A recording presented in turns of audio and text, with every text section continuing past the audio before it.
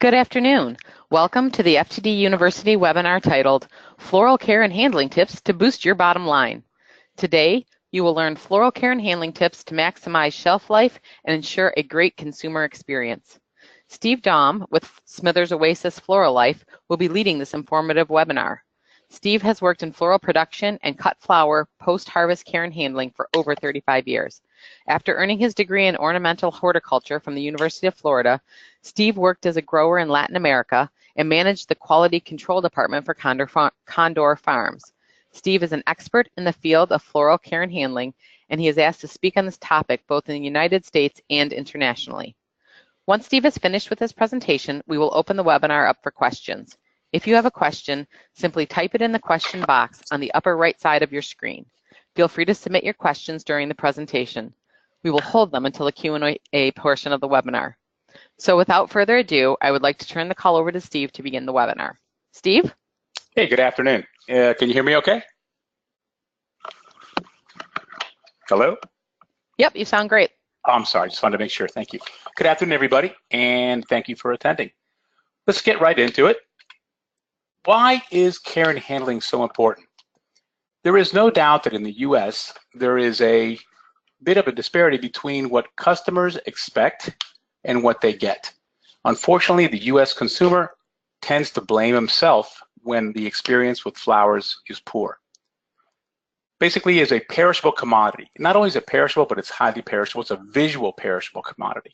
And there really is no secondary market per se. Unlike fruits and vegetables, which have secondary markets in juices and other things, flowers do not. So it is one of the most perishable items in our basically industry headed toward the consumer. So when things are done incorrectly at our level, even at farm level or transportation, it generates a consumer dissatisfaction and they basically don't buy again. What is the consumer expecting? Without a doubt, they're expecting 7 days. It's kind of like what they feel they should be getting from a purchase. If you buy a gallon of milk at a store and you see a date on it, you expect the milk basically to be fresh until that date. Well, flowers don't come date coded, although some programs do have a date code on them. But without a doubt, 7 days is what we're looking to expect and to deliver. More would be better, without a doubt. The understanding of what quality is interesting. Without a doubt, how long a flowers last seems to be the way people measure things. My flowers lasted 7 days. Without a doubt, though, the value aspect of it has a lot more to do with how the flowers look and perform. If you ever ask somebody how the flowers lasted or how they look, they will inevitably use their hands to show opening and development. So we don't want flowers just to basically stay upright for 7 days or longer, hopefully. We want them to open, to develop, to colorate. In the cases of those who have scents, we want them to smell good. Obviously, there are other things which take into effect, obviously the service they get from your stores, etc., or if they're unusual or they've never seen them, as you can see on this list.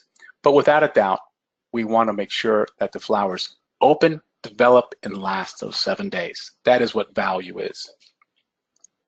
Let's talk about what goes into making sure those flowers open and develop. We call those the pillars of cut flower care: time, temperature, and sanitation. Without a doubt, time is how the thing is measured with number of days, but it also affects a flower. It's interesting to notice that when we talk about number of days, certain crops inevitably last longer than others. We all know the carnation, for example, the alstroemeria tends to last a lot longer than, let's say, some of the bulb crops. But we need to be aware of when the consumer expects to use these flowers and enjoy them, and the cut stage, the opening, etc. We need to keep away from certain issues, which we'll discuss this afternoon. And of course, we need to make sure that whatever we put into plan, we do over and over again. And we move quickly in order to take advantage of those 7 to 10 days which the flower performs. Temperature, without a doubt, is the key factor in this. Temperature is what basically makes a flower respirate. This is called metabolism. Respiration is what you and I are doing currently.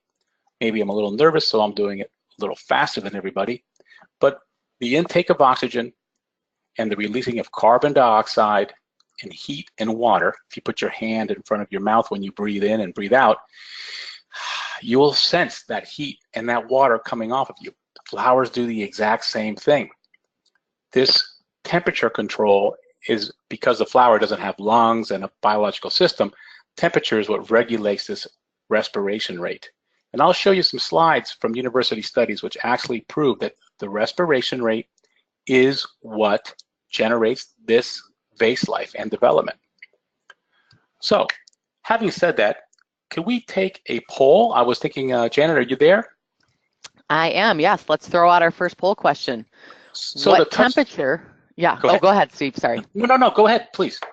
What temperature do you keep your flower cooler? Select one of the answers. We've got at 32 degrees, between 40 to 45 degrees, above 50 degrees, between 33 to 35 degrees, or I'm not sure. Everybody just take a minute to select your answer. It's interesting how when we ask people in the industry at what temperature is your cooler, many of them will answer with the word cold or cool.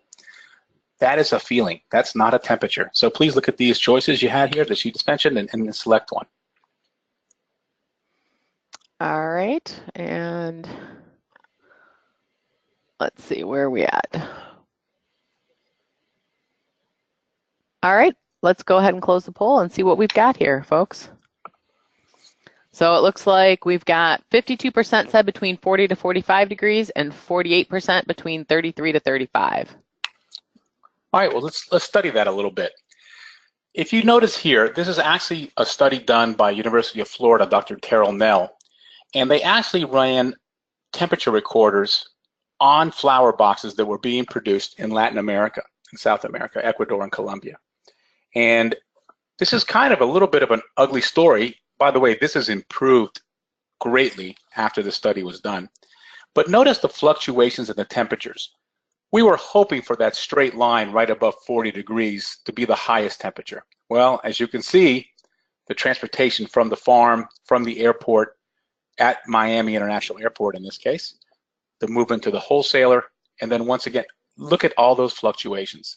As I mentioned before, temperature is what generates that respiration rate, and the more respiration, the less the vase life. This all boils down to this. If you look at this, the same study, by the way, although this study actually was run by Dr. Michael Reed at UC Davis, but from the same information, if you notice the two bars, one is the respiration rate, or how much the flower is breathing. The other one is the heat production.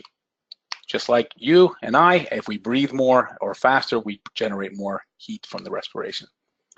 Well, you can see, depending on what you answered that, this is the respiration rate of the flowers that are being stored in your cooler.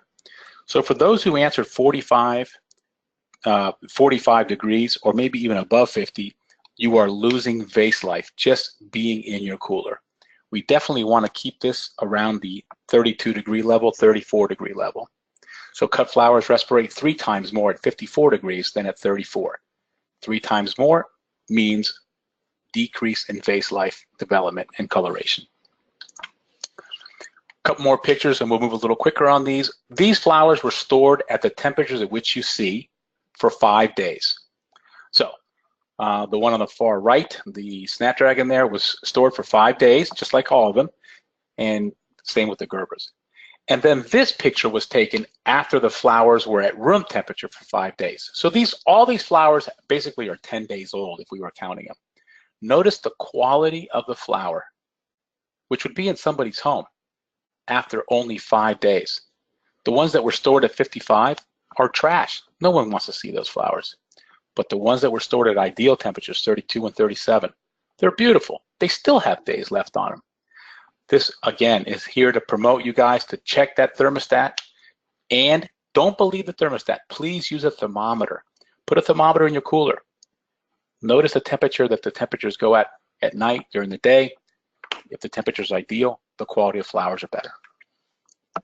This is a study done at UC Davis. Basically, long story made short. If you notice, I know we're kind of kicking a dead horse here, but look at the temperature, the respiration rate.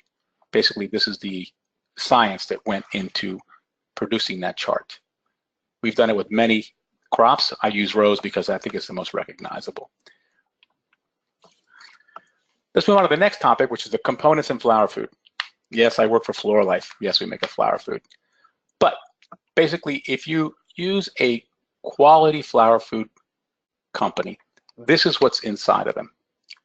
Basically, a component, a sugar, a carbohydrate, an acidifying agent, and stem unpluggers. This is the makeup of these. Now, there's a science behind it, and each company has some secrets in their back pocket, but this is the base of it. So when people say, hey, what's in flower food? People say, oh, there's a lot of old wives' tales, so maybe we'll have a little time to talk about later, but this is basically what makes up flower food. And if you have a minute, I'd like to take another quick poll question here. Janet, why don't I let you do that? Alrighty, everybody can see. How do you mix your flower food? Their answers, the choices are 1 scoop per bucket, 1 pump per bucket, I measure water per scoop, I give everyone a packet, or I'm not sure. Everybody can just take a quick minute to let us know. It's obviously a reason where we asked you this.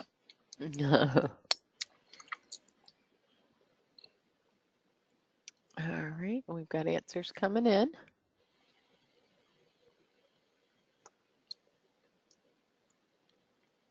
And while you finish up, you want to read the results, Janet? You have them already? Go ahead. What were you going to say, Steve? So basically, the sugar is exactly what you could imagine. So let's say I'm at the airport with you, whatever town you're in. I'm at the airport, and I ask you to walk home. Well, I can give you food and water, or I can just ask you to walk home. Basically, if I gave you food and water, in both cases you'd get home, but you would get home in better condition if I gave you food and water. Same kind of component here when you move flowers or when people are enjoying flowers at their home. You want to make sure they have a food source, which is the carbohydrate. By the way, it's not table sugar, it's a base type sugar. It's like a dextrose base.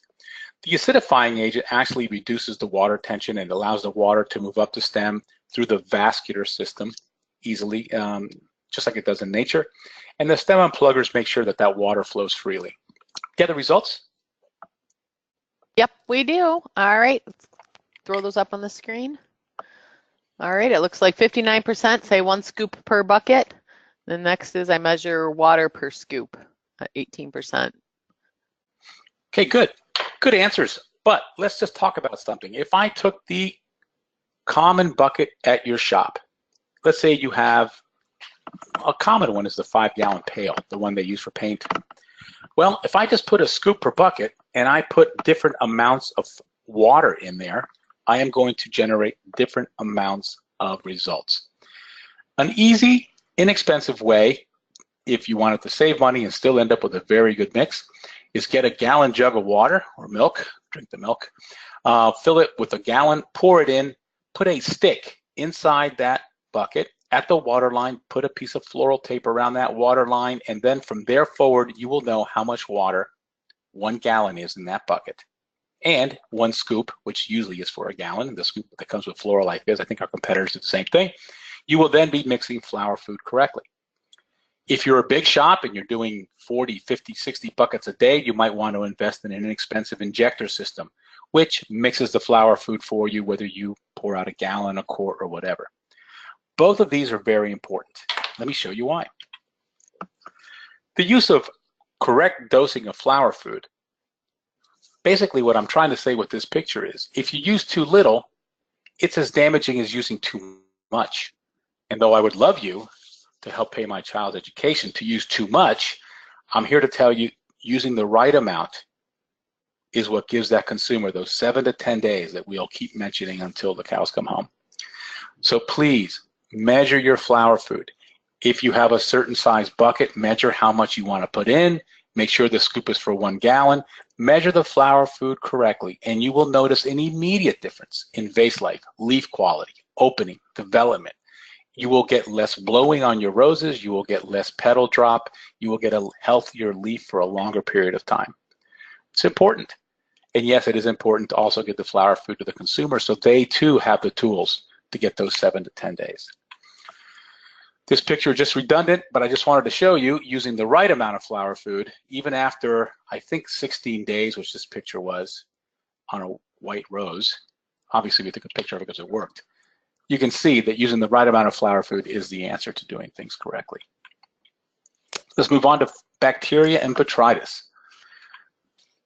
Bacteria and sanitation go hand in hand. It's very common in our industry we use the word botrytis. Botrytis is actually a type of fungal bacterial growth.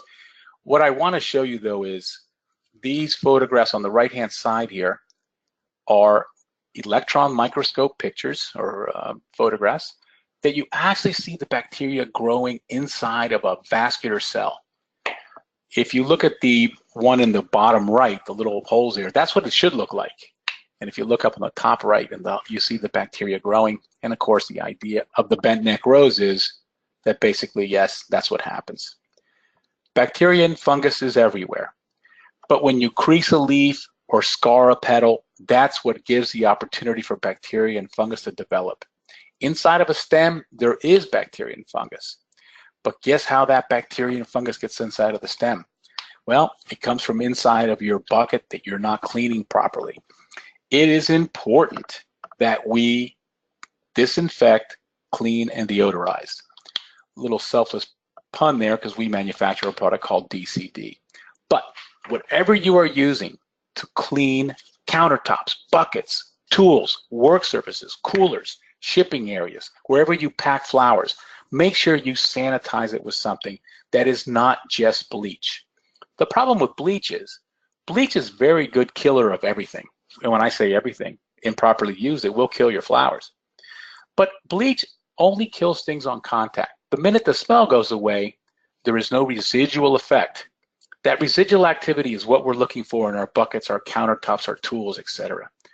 We want to please use a sanitizer which leaves a residual benefit. By the way, something like DCD is not more expensive than bleach. It runs approximately the same price, and it does leave a residual. You don't need to use or rinse, the product. It won't stain your clothes, and as you can see, other points that are made here. But it's important that you look for a protocol at your shop and that leaves a residual. So when you clean a countertop, you're not just cleaning it for the next 5 seconds, but you're cleaning it for the rest of the day. A couple more pictures quickly. You can notice that Steve, we were going to do our last poll. Oh, I'm so sorry. You're absolutely correct. I'm sorry. Go ahead. Nope, you're fine. Everybody, just let us know, how often do you clean your buckets? The selections are once a week, twice a week, once every other week. We don't clean our buckets, or I'm not sure. Please just take a quick minute to let us know how you guys are doing in your shop. I got a little excited about the bacteria. I'm sorry. That's okay. All right, we've got some good numbers coming in. All right, and we'll go ahead and close that poll now. So as you can see, we've got 62% cleaning their buckets once a week, 35% twice a week. Well, it's pretty impressive. The actual answer to this in the perfect world would be whenever I put flowers into a bucket, I had just cleaned the bucket prior. That assures the rotation of the bucket. Of course, that's kind of a panacea. There's no way I can, stop what I'm doing every time I go to activate a bucket. There is another little rule of thumb, which is very commonly used in our industry, and that is a bucket that's right side up is dirty. A bucket that's upside down is clean. And here's why that started. One day at a shop, this person cleaned all their buckets, and then they set them out on the floor, face up or open up on the floor. They let them dry, they said. And then they proceeded to put the buckets one inside the other, or to stack them. Well, what did they just end up doing?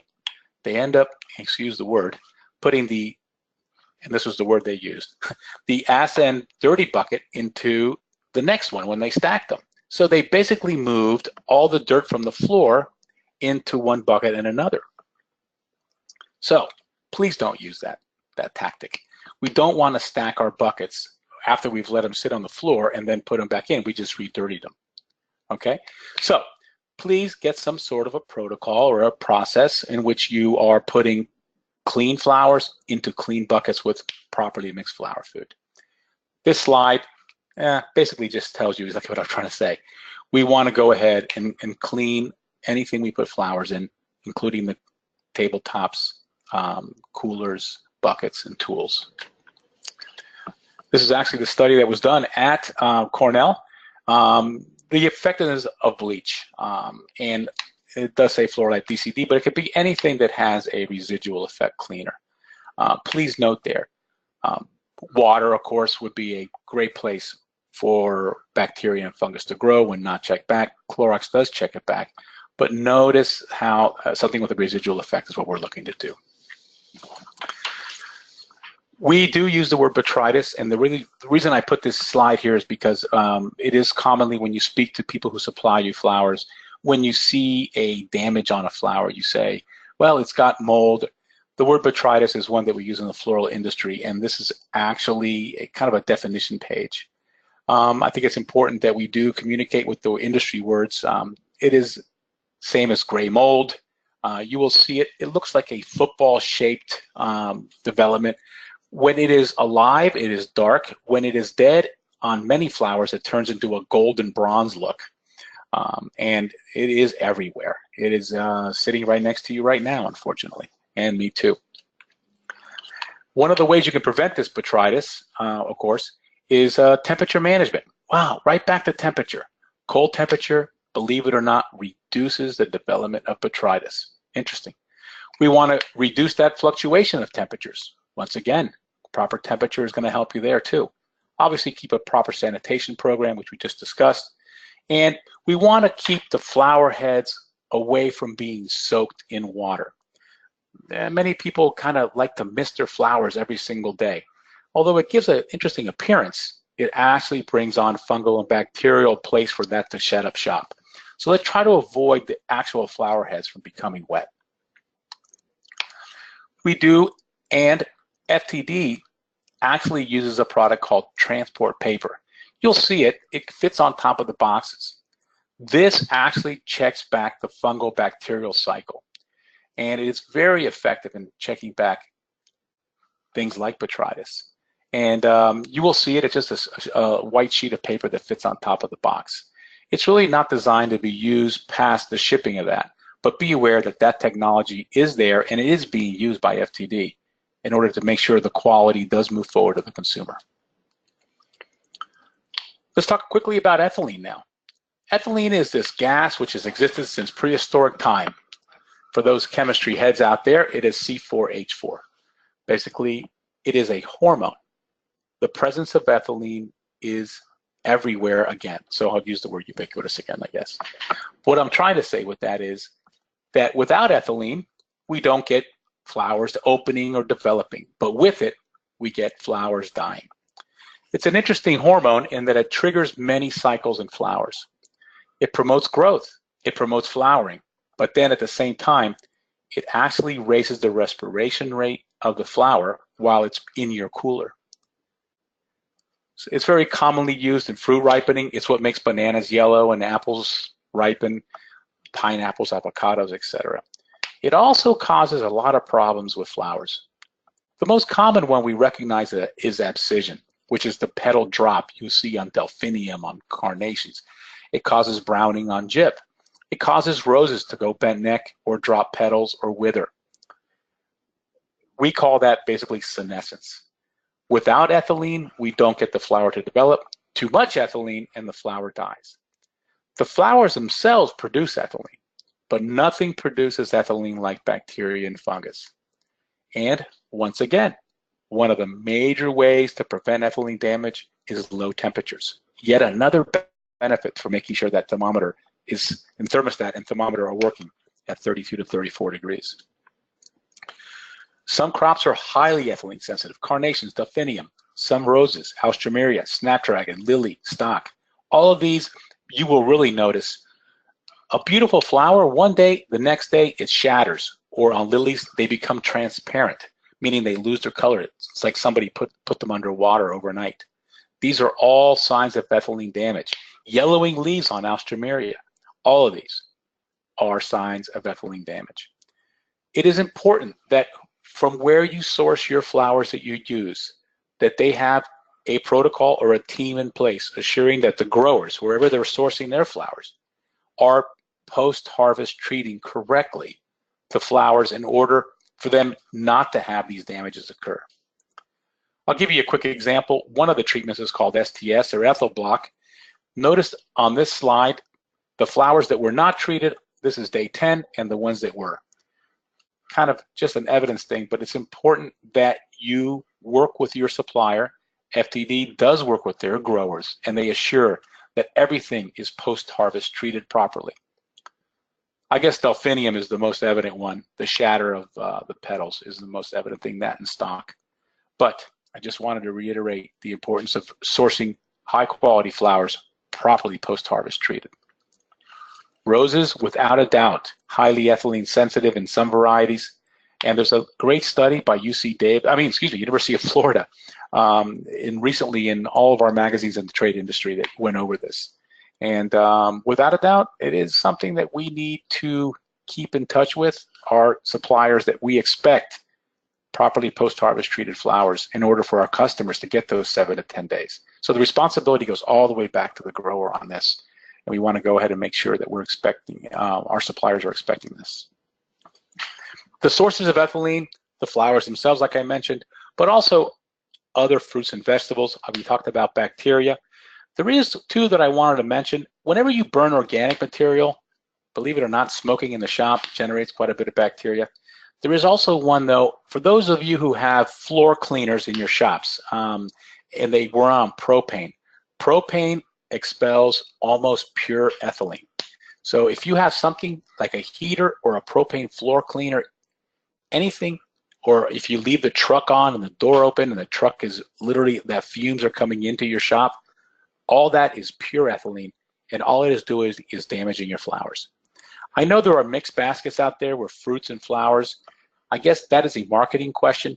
Ideally, though, you don't want to put flowers and fruit and then seal a basket for a very long period of time. Final thing, we want to educate our customer. We want them to ask questions. We want them to give information. We have to start educating our customers to understanding what, not only that it's a rose, but it's a freedom rose. The more people learn, the more they are apt to take advantage of the information and become excited about playing with flowers. And we will get more and more of a common customer. Sell flowers by variety and the cultivar name. Make sure you use a flower food packet and explain to them what a quart is versus a pint. But we want to make sure, and we want to push the information to the consumer. The one about temperature, keep flowers away from direct sunlight, because the high temperature will affect the vase life. We want to make sure that we tell customers to change the water if it's dirty. Use the flower food if you can. We want them to also understand that maybe certain flowers will last longer than others, and it has nothing to do with their fault. So they took home a bunch of carnations and they took home a daffodil. They came back to the shop and they said, the daffodils only lasted me 5 days. The carnations are still there. That's not your fault. That flower has a shorter vase life than the other. We want to make sure the customer doesn't feel blamed for not being successful playing with flowers. It's important. There is a great site on the Flower Exchange, which basically is worked as in combination with FTD and Floralife. We have several PhDs at our company who actually answer these questions. If you would like a question answered as part of the FTD group, just click on that on the Flower Exchange and it'll open up a Ask Floralife question. We do get several questions, not enough. We're looking for more. We learned quite a bit from your questions, just like we learned quite a bit today from your poll questions. And we will get back to you from these within, I think we said 48 hours, I believe, but in many cases the next day, I promise you. Okay, wow, right on time. We got it right. Thank you, Steve, so much. That was a lot of great information, a lot of numbers and things, but definitely important to make that vase life go longer, because that essentially adds to the bottom line, which is what everybody's looking to do. So as Steve mentioned, we're open for questions now. So if you have a question, simply type it in that question box on the upper right side of your screen. We do have, Steve, a question from Kathy. Actually, she has a few questions about peonies. Yes. Wow, great. So here are her few questions. What stage should we cut them? How should we store them for longevity, dry or wet, dark or light? And if we want them to develop from bud stage, what is the best practice for those peonies? Wow, great questions. And this is a crop that is really coming onto its own in the industry. We are now getting them from Israel. We have several West Coast growers of peonies, obviously the Carolinas. And believe it or not, they are coming on strong from Latin America very soon. So, answer to your question, cut stage is very important on peonies. If you cut them too tight, they will only develop a quarter of the way. If you want full development, you want what they call cut stage 2-3.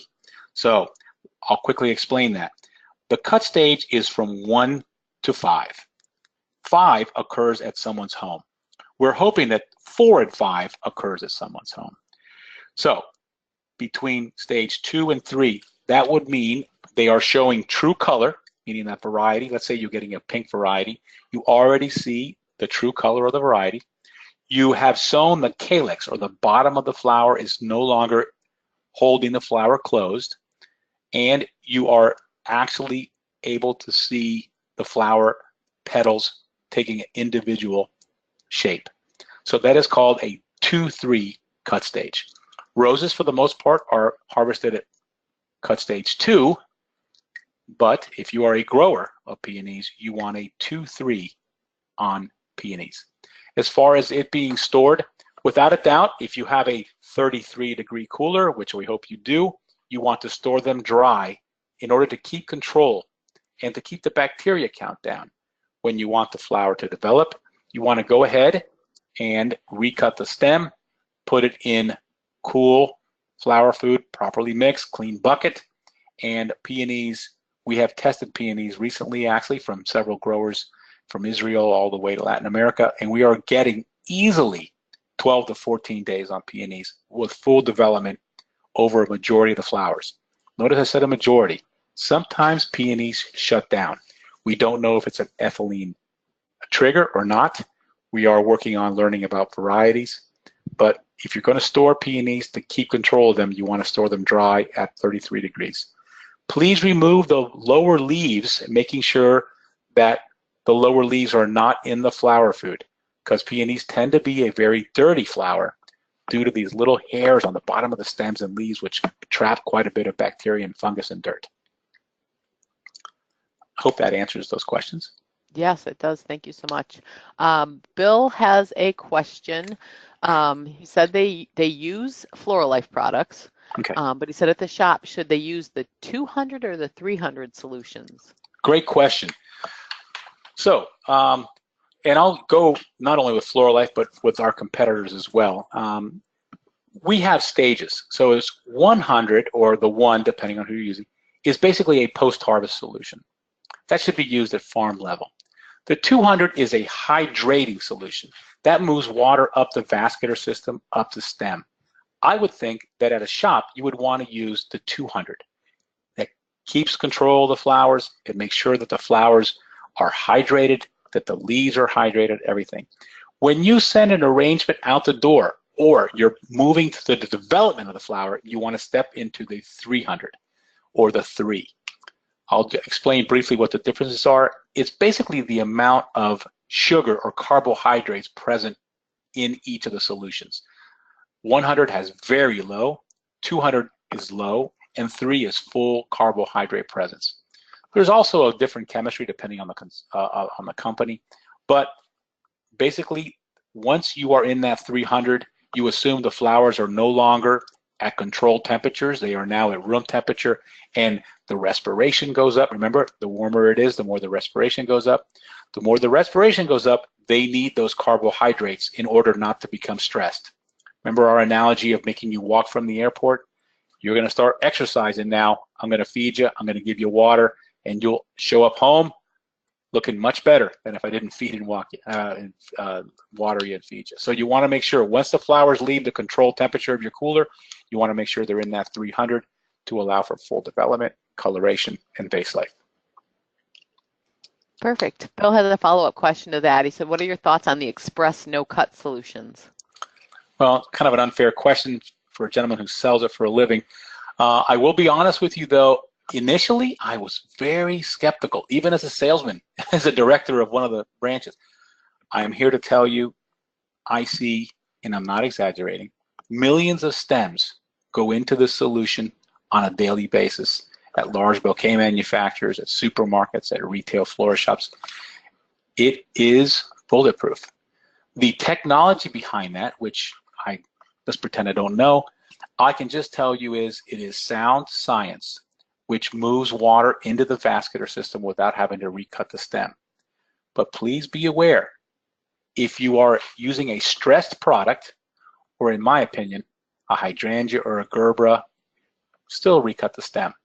What's a stressed product? That you don't know that the temperature the flower may be a longer rotation than several more days than you expected. Recut the stem.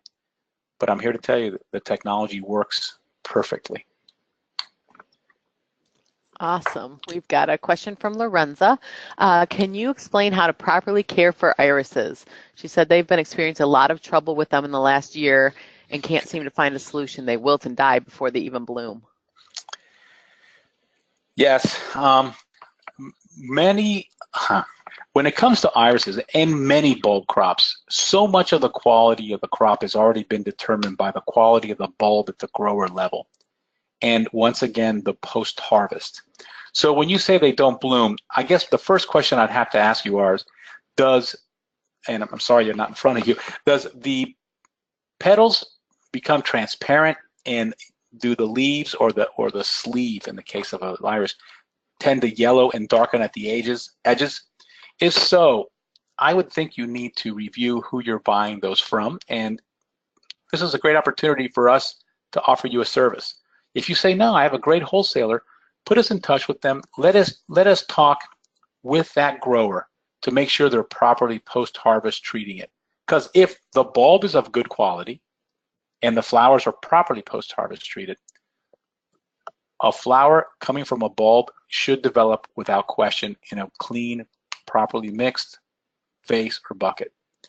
So many of the bulb crops come with a predetermined issue already.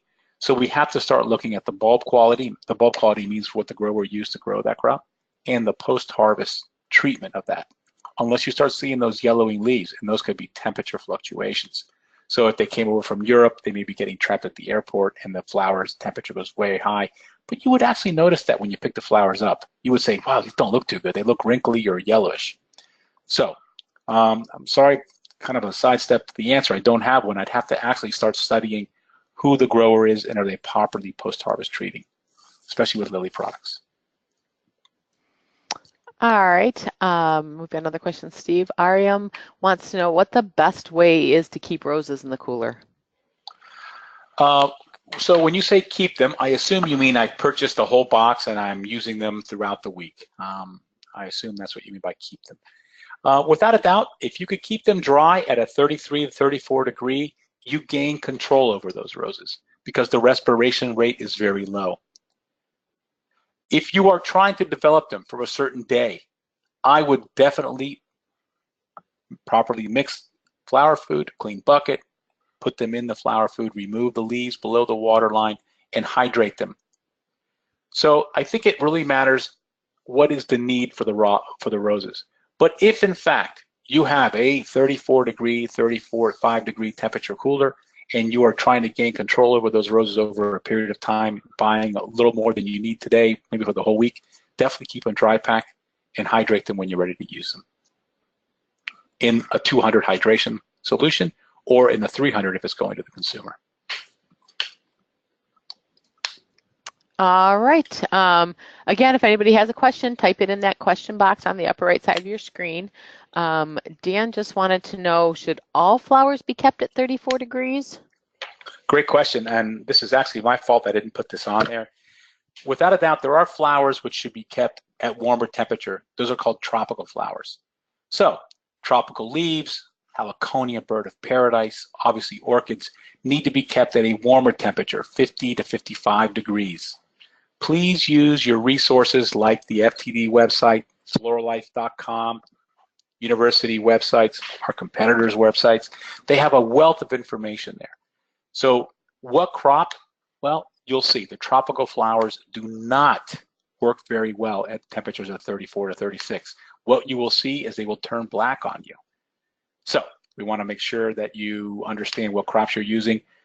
Definitely go, and this is, by the way, you put that question in that Ask Floralife corner at FTD. We will send you a list of those, or just go right to our website at floralife.com, and you will see a list of what tropicals are.